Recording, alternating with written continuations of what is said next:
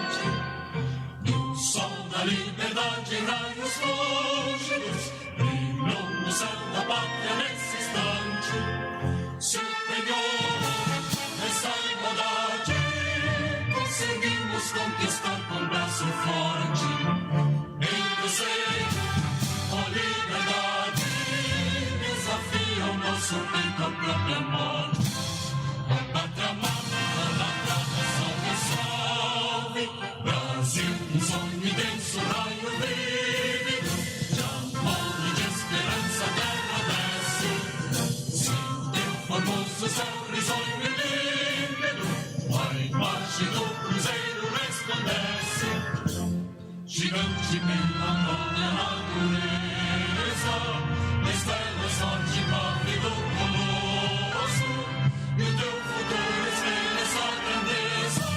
Terra dourada, entre outras línguas do Brasil, a pátria amada, os filhos deste sol mais gentil, pátria amada Brasil. Deitado eternamente em berço esplêndido, ao som do mar e a luz do céu profundo, fulguras o Brasil, florão da América, iluminado ao sol do novo mundo.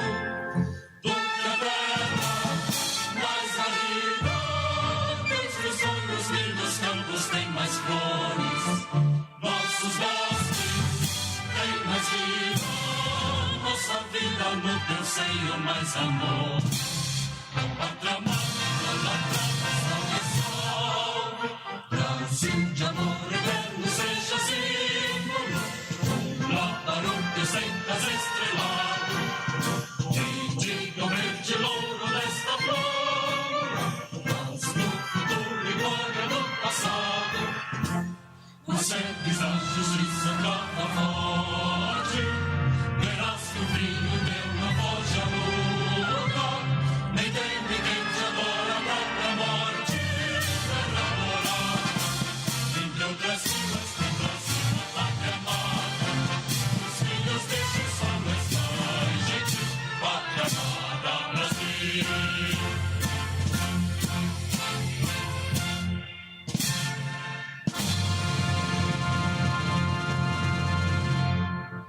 Pedimos que tomem seus assentos.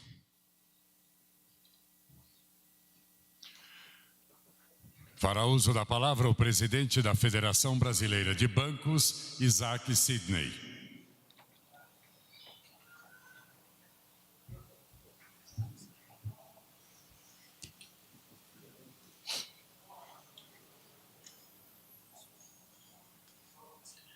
Bom dia a todos. Cumprimento Sua Excelência, o Presidente da República, Jair Bolsonaro, também Suas Excelências, os ministros de Estados aqui presentes, e permito-me cumprimentá-los a todos na pessoa da ministra Damares, os demais componentes aqui do dispositivo.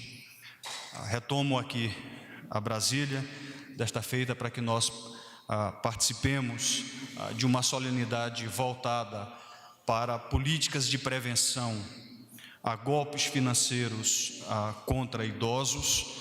Há algumas semanas, a FEBRABAN foi procurada pela ministra Damares, juntamente com o Banco Central. Eu vejo aqui o diretor Maurício Moura, que é diretor de Relações Institucionais do Banco Central. Eu tive a satisfação até de anteceder o Maurício na mesma posição que ele ocupa hoje na diretoria do Banco Central.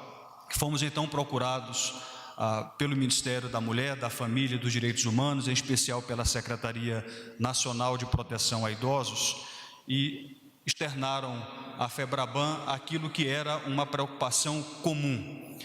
golpes financeiros contra idosos.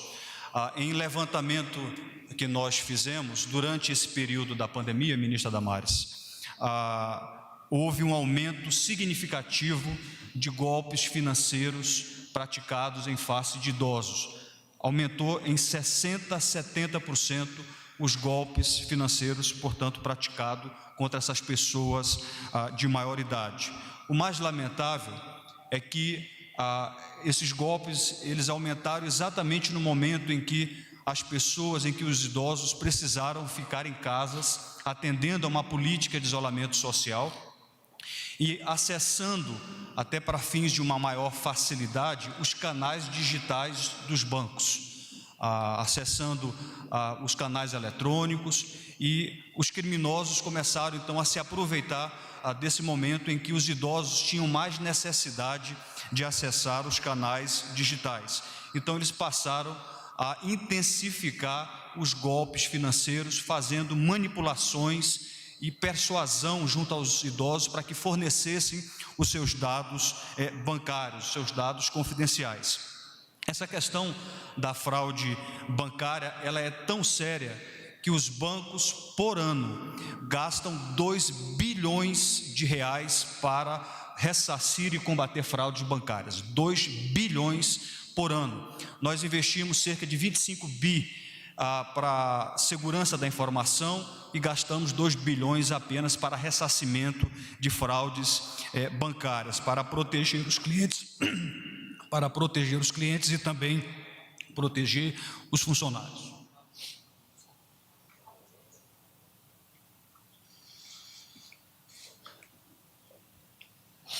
Então a pergunta que fica é, diante de um investimento desse montante de 2 bilhões por ano, por que essas fraudes continuam, ou até mesmo porque essas fraudes, elas aumentam? A maior parte dessas fraudes vem de fora, elas não são praticadas no âmbito dos bancos. Como é que funciona? Os criminosos se aproveitam exatamente da boa-fé das vítimas. Os clientes, eles são induzidos a informar os seus dados como códigos e como senhas das contas bancárias. Hoje, a FEBRABAN está se unindo numa iniciativa à Secretaria Nacional de Proteção e de Defesa dos Idosos. Também estamos aqui nos somando ao Banco Central, estamos nos somando ao Ministério da Mulher, da Família e dos Direitos Humanos, numa campanha nacional de conscientização e de informação para prevenção e combate à fraude contra idosos. Nós entendemos que a conjugação de esforços do setor bancário, do regulador, que é o Banco Central, e do governo é um passo importante para que nós possamos prevenir, mitigar e combater as fraudes e os golpes financeiros. Eu queria citar alguns exemplos de fraudes bancárias que são praticadas contra idosos. Geralmente o criminoso, ele liga para a casa do cliente, se passa por funcionário de uma instituição financeira, por funcionário de um banco, então ele pede para que a pessoa confirme alguns de seus dados bancários. Então é naquele momento em que ele está passando dados confidenciais, dados reservados e tornando vulnerável o seu patrimônio para acesso por parte dos criminosos. Aqui vai uma informação relevante: os bancos nunca ligam para clientes para realizar transações bancárias ou para pedir dados de contas bancárias. Quando o cliente fornece dados pessoais, dados sigilosos, esse consumidor está expondo a sua conta bancária, está expondo seu patrimônio a golpistas. Outro exemplo é o chamado golpe do falso motoboy. Geralmente alguém liga, se identifica também como funcionário de um banco, diz que está havendo transações indevidas no cartão de crédito e informa que o motoboy vai buscar o cartão de crédito e, até para dar uma aparência de segurança, esse criminoso pede para que o idoso ou a pessoa corte o seu cartão de crédito, mas fica aquela parte do chip sem ser cortada, e é exatamente esse chip que é reaproveitado para fazer uma clonagem e fazer operações que vão lesar, em última análise, os idosos. Portanto, é assim que procedem os golpistas. A nossa campanha, nós vamos veicular na mídia prontamente atendemos ao que o Banco Central nos pediu, ao que a ministra Damares nos pediu. Vamos então veicular postagens e vídeos com dicas para proteger os idosos dos golpes financeiros e vamos veicular algumas mensagens. E com isso eu já concluo a minha fala. Nós vamos então dizer que o banco nunca liga para o cliente pedindo senha ou nem o número do cartão ou para realizar uma transferência ou qualquer tipo de transação. O banco também não manda funcionários até a residência dos idosos para qualquer tipo de procedimento. E quando o idoso receber uma ligação dizendo que seu cartão foi clonado ou que há transações, deve imediatamente ligar para o número formal, oficial da agência bancária e comunicar aquele fato. Se porventura também receber algum SMS, algum link via WhatsApp ou via e-mail, não acesse aquele link. Geralmente ali você tem por trás vírus que vão acabar invadindo os dados pessoais e cadastrais do idoso. Portanto, ministra, nós vamos divulgar essa campanha já a partir de hoje nas redes sociais, nas TVs, e é um investimento que entendemos que contribui para prevenir, para mitigar e para combater a fraude bancária.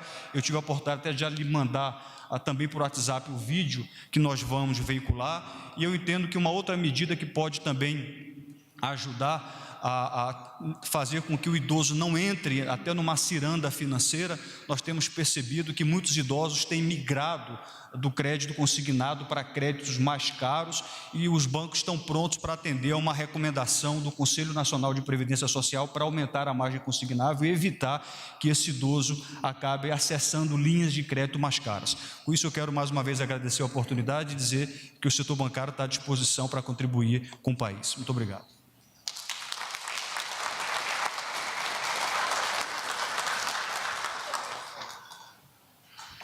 Assistiremos agora a vídeo institucional sobre a campanha de combate à violência financeira e patrimonial contra a pessoa idosa, produzido pela Federação Brasileira de Bancos. Fique atento aos novos golpes para roubar a senha do seu cartão e o seu dinheiro. O banco nunca liga para você pedindo sua senha. O banco nunca manda ninguém em casa para retirar cartão ou pegar sua senha. Não clique em links recebidos por mensagem pedindo senha ou dados pessoais. Não passe sua senha para ninguém, nem faça transferências para contas desconhecidas. Não dê chance para o azar. Multiplique os cuidados e não divida sua senha. Febraban, Federação Brasileira de Bancos, com o apoio do Banco Central, Secretaria Nacional de Promoção e Defesa dos Direitos da Pessoa Idosa, do Ministério da Mulher, da Família e dos Direitos Humanos e Governo Federal. A seguir, a ministra de Estado da Mulher, da Família e dos Direitos Humanos, Damares Alves, e o presidente da Associação Brasileira de Educadores Financeiros, Reinaldo Aparecido Domingos, assinam protocolo de intenções para a execução de ações de educação financeira para gestores de instituições dedicadas ao cuidado de idosos.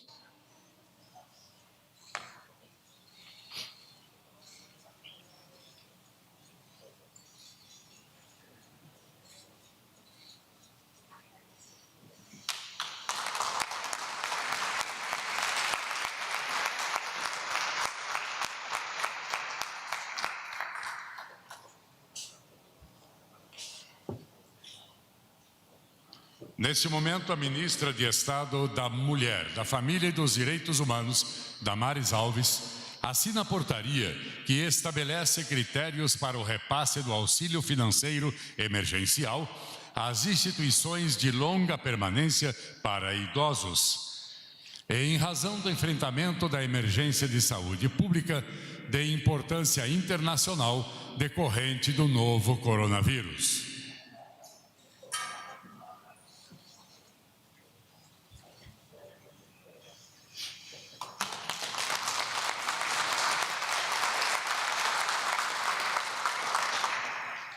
Ouviremos agora as palavras da ministra de Estado da Mulher, da Família e dos Direitos Humanos, Damares Alves.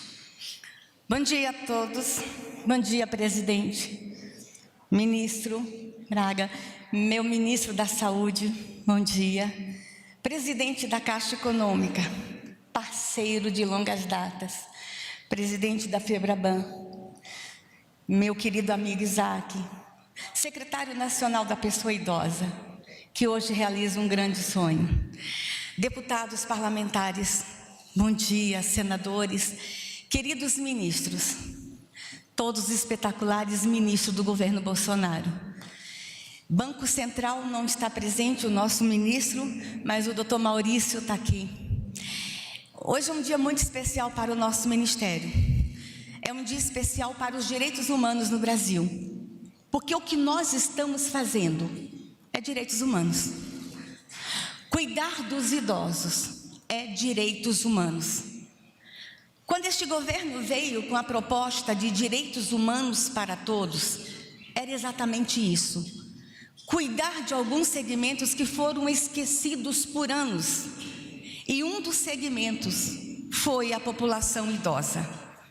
E nós estamos vindo aqui.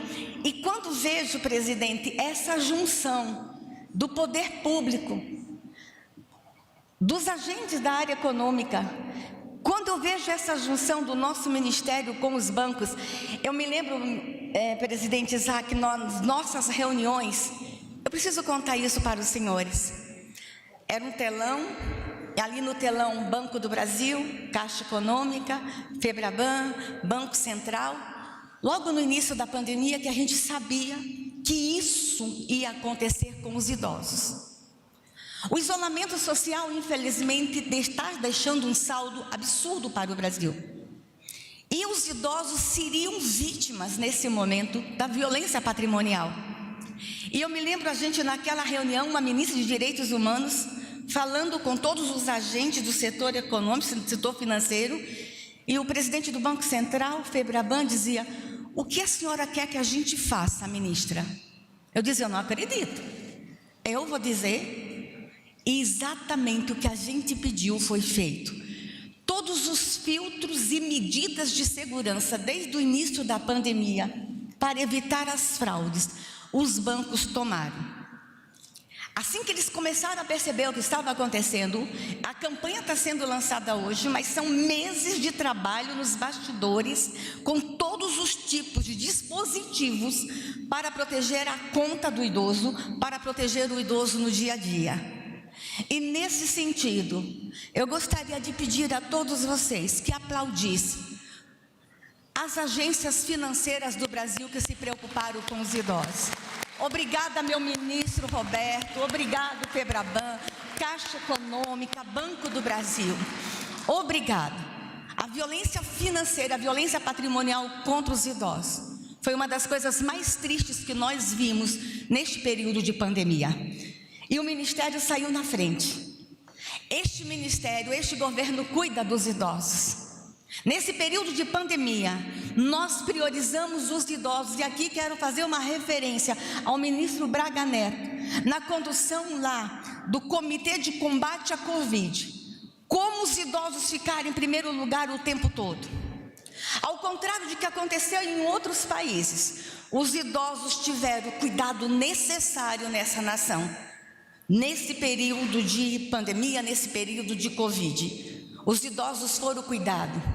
E a partir desse cuidado na pandemia, foi tão extraordinária essa junção de todos os ministérios e agentes públicos e iniciativa privada, que a gente inclusive conseguiu construir políticas públicas que vão ficar a partir da pandemia.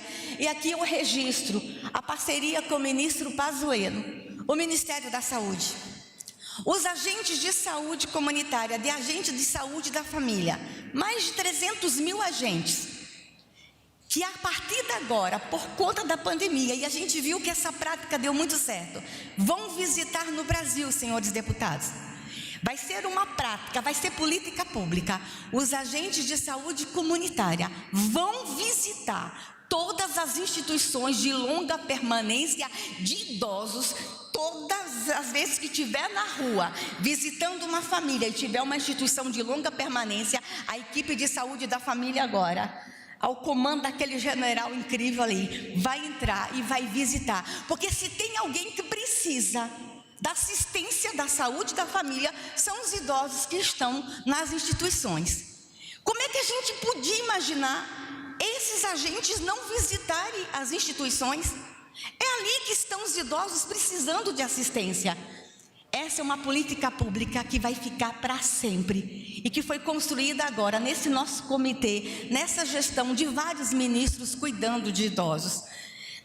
E o que vai acontecer? As equipes visitando as instituições, lá a gente vai evitar mortes, tortura, descaso. Vamos identificar, inclusive, o que a instituição está precisando. Vai ser um cuidado integral a partir do programa de saúde da família, visitando os idosos nas instituições.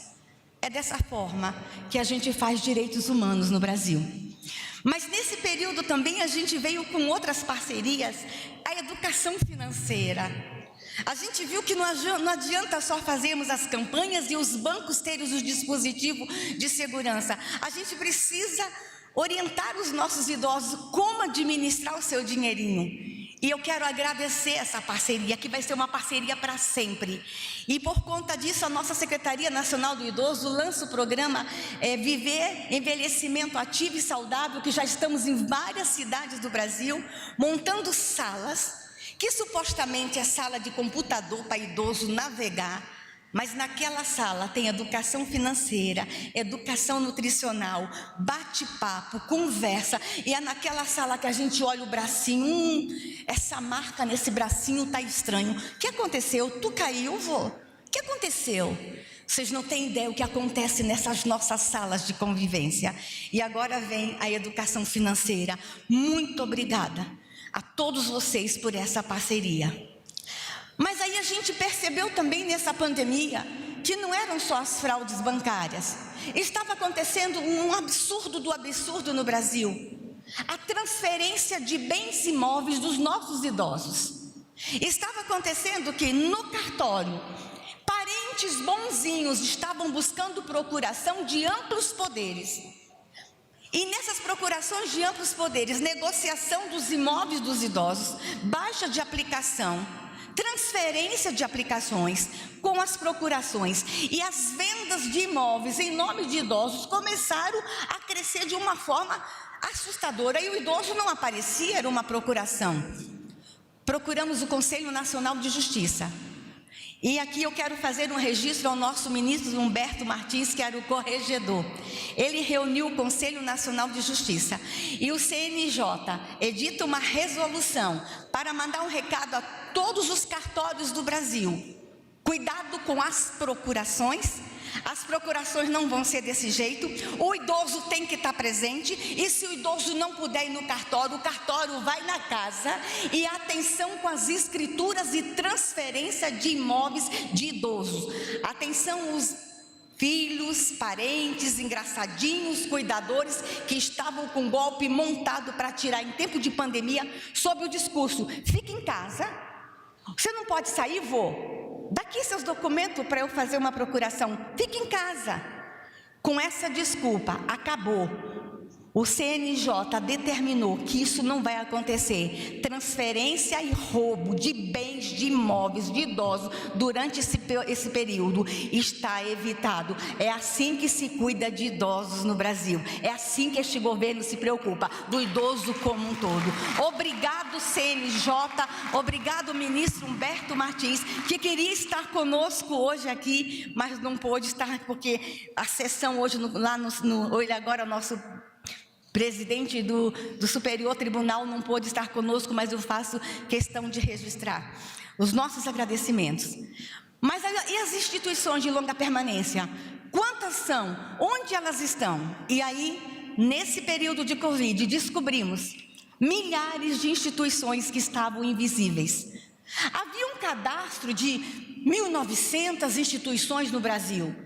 Quando fomos para a rua procurar as instituições, nós chegamos ao número de 3.800 instituições de longa permanência de idosos no Brasil. Aonde estavam as outras que o poder público não conhecia? Instituições sérias, presidente, fazendo um trabalho extraordinário e no anonimato. Aí a gente foi atrás, trouxemos todas para a visibilidade e começamos a cuidar e percebemos que as instituições nesse momento precisavam de reforço no alimento, no EPIs, material de limpeza. E o que fazer? Porque em alguns países desenvolvidos aconteceu o seguinte: idosos morreram dentro das instituições abandonados. Eu já falei aqui, teve cidades, gente, na Europa, que todo mundo passava em frente às instituições e não olhavam. Daqui a pouco começaram a sentir o cheiro, deputado Osmar Terra. E eles não paravam para ver, começaram a sentir o cheiro, abriram as instituições, 100% dos idosos mortos, inclusive os cuidadores das instituições, porque eles não olhavam para as instituições. No Brasil, no início, tomamos como meta, isso não vai acontecer, fomos a todas as instituições.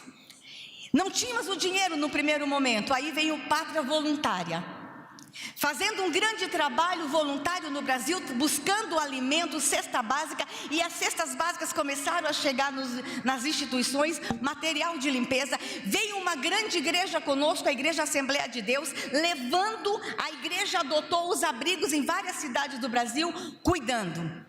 Aí chega o nosso primeiro recurso, 5 milhões de reais do nosso ministério. Desses 5 milhões, escolhemos 500, mandamos 5 milhões, mas ainda tinha mais de 3 mil instituições sem recurso. Aí o Congresso Nacional vem, e é por isso que estamos aqui hoje. O Congresso Nacional vem e aprova uma lei, liberando o dinheiro do Fundo Nacional do Idoso, 160 milhões de reais. Eu não vi nenhum aplauso. 160 milhões de reais. Aí, presidente, os 160 milhões de reais vêm para o nosso ministério. Deixa eu explicar uma coisa. Quando o presidente Bolsonaro assumiu esse país, a Secretaria Nacional do Idoso só tinha 2 anos de formada. Vamos começar a pensar. 2 anos apenas uma Secretaria de Proteção do Direito dos Idosos? Olha como o tema idoso estava esquecido no Brasil. Aí eu fui assumir a secretaria com aquele extraordinário secretário que abrimos os cofres. Sabe quanto era o nosso orçamento para cuidar de todos os idosos no Brasil? 1 milhão de reais. 1 milhão de reais. Em um único ato, o Congresso Nacional reconhece a importância do governo Bolsonaro cuidando dos idosos, daquele secretário, dessa ministra linda, extraordinária, e libera 160 milhões de reais. E para onde vai esse dinheiro? Vai para as instituições de longa permanência que cuida de idosos. E como a senhora vai entregar esse dinheiro, ministra? Está dando trabalho criar um mecanismo, tá? Mas esse dinheiro vai ser entregue via Fundação Banco do Brasil. As instituições vão receber e as instituições vão ter o dinheirinho e vão cuidar de todos que estão lá.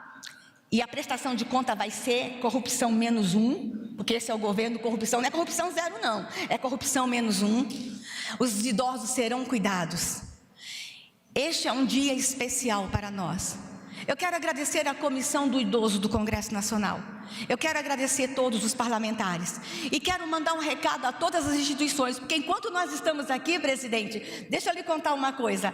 Em diversas instituições de longa permanência dos idosos, as televisões estão ligadas.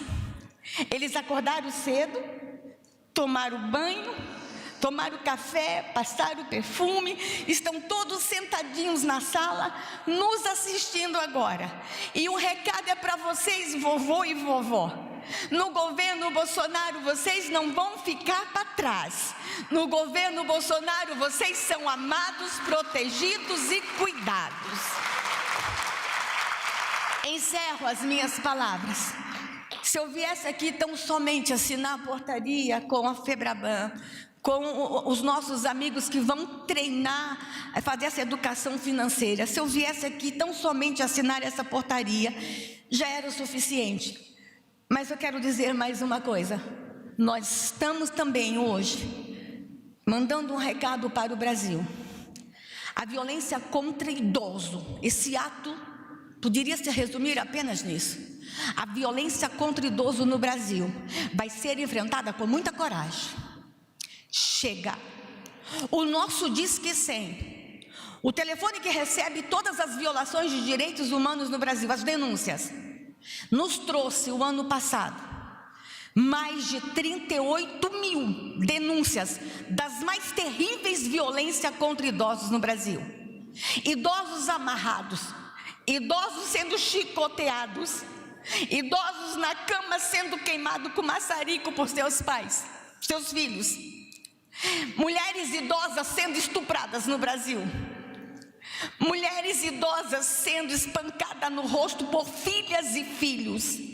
A violência contra idoso no Brasil, ela precisa ter um basta.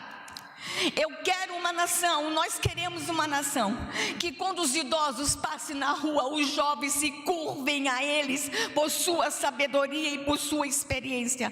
Nós queremos uma nação que os idosos sejam louvados e protegidos. E nós estamos construindo essa nação. Nós estamos declarando hoje, da mesma forma que estamos enfrentando a violência contra a criança com coragem, a violência contra o idoso em todas as suas formas, patrimonial, financeira, física, psicológica, que é uma das que mais dói. Dizer para o idoso que você não presta, que você é um peso, que você tem sido um incômodo. Nós vamos fazer uma revolução de direitos humanos no Brasil, protegendo os idosos do Brasil. Obrigado a todos vocês que vieram nesse ato. E as instituições de longa permanência, o dinheiro vai chegar nos próximos dias. Obrigada, Congresso Nacional. Obrigado, presidente Bolsonaro. 160 milhões vai salvar muitas instituições lá na ponta. Obrigada, Brasil. E que possamos ser conhecidos no mundo, como uma nação que respeita e cuida dos idosos. Muito obrigada a todos vocês. Que Deus abençoe os idosos do Brasil. Está encerrada essa cerimônia.